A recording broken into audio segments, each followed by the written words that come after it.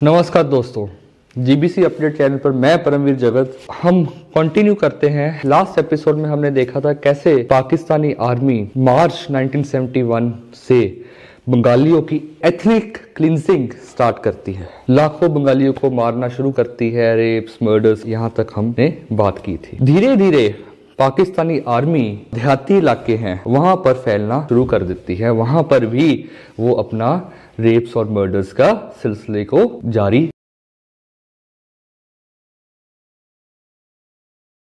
रखती है। उधर दूसरी तरफ बंगाली पॉपुलेशन थी, उन्होंने भी देख लिया कि हाथ पर हाथ रख के कोई फायदा नहीं, वो भी आर्म स्ट्रगल के लिए तैयार हो जाते हैं। वो गुरिल्ला वॉरफेयर शुरू करते हैं। एक मिलिशिया बनाया जाता है जिसको मुक्ति बाहिनी बोला जाता है। मुक्ति बाहिनी पहले उसको भारत ट्रेनिंग देनी स्टार्ट करती है। बीच में ऐसी पॉपुलेशन भी थी पाकिस्तान के साथ थे जो प्रो पाकिस्तानी पॉपुलेशन, वो भी मिलिशिया ग्रुप स्टार्ट करते हैं जिसको बोला जाता है रजाकार्स। तो ये रजाकार भी फौज के साथ मिलकर, पाकिस्तानी फौज के साथ मिलकर बंगालियों को मारना स्टार्ट करते हैं। जब ये सारा सिलसिला चल रहा है, एक बहुत ही केओटिक सिचुएशन, कंफ्यूजिंग सिचुएशन वो ईस्ट पाकिस्तान में बनी हुई है। लाखों की मात्रा में लोग भारत में आना स्टार्ट कर देते हैं। भारत के बंगाल, असम, मेघालय जैसी स्टेट्स में लाखों बंगाली पॉपुलेशन ईस्ट पाकिस्तान की माइग्रेट करना स्टार्ट कर देती है। हालात ये होते हैं कि अगस्त आते आते तकरीबन 8 से 10 मिलियन, मतलब 8 से 10 करोड़ लोग वो भारत में आ चुके हैं और उनको सब कुछ, फूड, शेल्टर, सारा कुछ प्रोवाइड करने की जिम्मेवारी अलग अलग स्टेटों में रहते हैं, पर सेंटर खुद लेता है। सिचुएशन अलार्मिंग थी। Final question, the refugees are still coming over and you have this enormous problem in India. How much longer can you sustain this? We can't sustain it now longer. It's now for some months it really has been something that's water going higher and higher. हमारे देश के लिए भी, क्योंकि इतने सारे लोगों को फीड करना, उनका ध्यान रखना, ये एक बहुत ही बड़ा कार्य था। जब ये कॉन्फ्लिक्ट स्टार्ट हुआ तब से ही ओपन डोर पॉलिसी अपना रहा था। ईस्ट पाकिस्तान वाले इलाकों को लेकर किसी को रोक नहीं रहा था। वो अपने मुल्क में तो बेचारे पिस रहे थे, मारे जा रहे थे, पर भारत ने उनको ओपन डोर पॉलिसी के तहत सारी शरण दी। जो पाकिस्तानी आर्मी स्पेसिफिकली वहां पर ईस्ट पाकिस्तान में रह रहे हिंदू पॉपुलेशन को भी टारगेट करती है। हिंदू मंदिरों को ढाया जाता है, हिंदू इंटेलिजेंसिया को मारा जाता है। ऐसी हालात में हमारी सरकार डिप्लोमेटिक ऑफेंसिव पर आ जाती है। हमारे सीनियर कैबिनेट मिनिस्टर्स को, ऑफिसर्स को दुनिया की अलग अलग राजधानियों में भेजा जाता है। दुनिया को ईस्ट पाकिस्तान में वो जेनोसाइड हो रहा था उसके बारे में बताया जाता है। बताया जाता है कि कैसे पाकिस्तानी आर्मी ईस्ट पाकिस्तान में कत्लेआम कर रही है। फिर जुलाई 1971 को अमेरिका के national security adviser doctor Henry Kissinger वो भारत आते हैं। उनको भी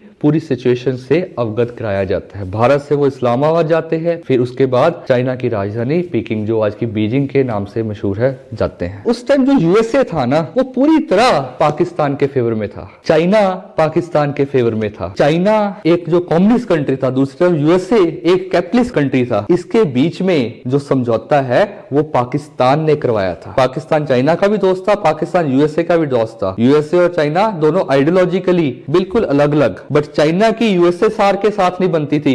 यूएसएसआर ने जो कहना, जो करना, चाइना ने बिल्कुल उससे उल्टा करना। सो पाकिस्तान ने बीच पड़कर चाइना और यूएसए की दोस्ती कराई थी। यूएसए ये भी पाकिस्तान का अपने ऊपर एक बहुत ही बड़ा एहसान समझता था। सो यूएसए और पाकिस्तान इकट्ठे, यूएसए शरेआम खुली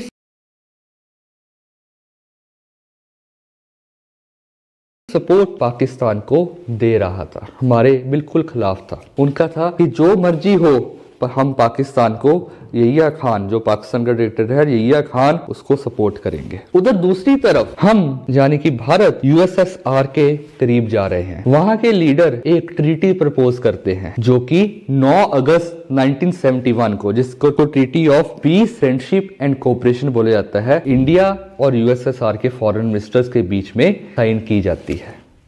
उस ट्रीटी के आर्टिकल 9 में साफ लिखा गया था, अगर दोनों पार्टीज में से किसी पर भी अटैक होता है तो वो जल्द से जल्द एक दूसरे से सलाह करके उस अटैक को थ्वाट करने का, उस अटैक को रोकने के लिए एक दूसरे की सहायता करेंगे। तो साफ हो गया, दो ब्लॉक बन गए, एक तरफ यूएसए, चाइना, पाकिस्तान और दूसरी तरफ इंडिया और यूएसएसआर। सितंबर में फिर मिसेस गांधी, इंदिरा गांधी उस समय के प्रधानमंत्री, वो यूएसएसआर विजिट करते हैं। अगले ही महीने अक्टूबर में वो दुनिया की पश्चिम के देशों के अलग अलग राजधानियों में जो है विजिट करती हैं। दुनिया में जाकर बता रहे हैं कि कैसे जो सिचुएशन है ईस्ट पाकिस्तान में, अत्याचार किए जा रहे हैं, सिचुएशन बहुत ही खराब है। ईस्ट पाकिस्तान वो बताती है कि ईस्ट पाकिस्तान के लोगों को डेमोक्रेसी, जो वेस्ट के कंट्रीज थे, पश्चिम के कंट्रीज थे, वो डेमोक्रेसी बहुत कर रहे थे ना, वो बताती है कि उनको डेमोक्रेसी के साथ खड़ा होने के कारण उनके साथ हो रहा है, क्योंकि वो डेमोक्रेसी के साथ है बंगाल के लोग, तो उनके साथ ये हो रहा है।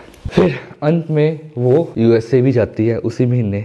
इस सारे टाइम में मार्च से लेकर अक्टूबर नवंबर तक पूरा डिप्लोमेटिक ऑफेंसिव पर इंडिया है। इंडिया ने अपनी जो साइड्स हैं वो लेनी स्टार्ट कर दी।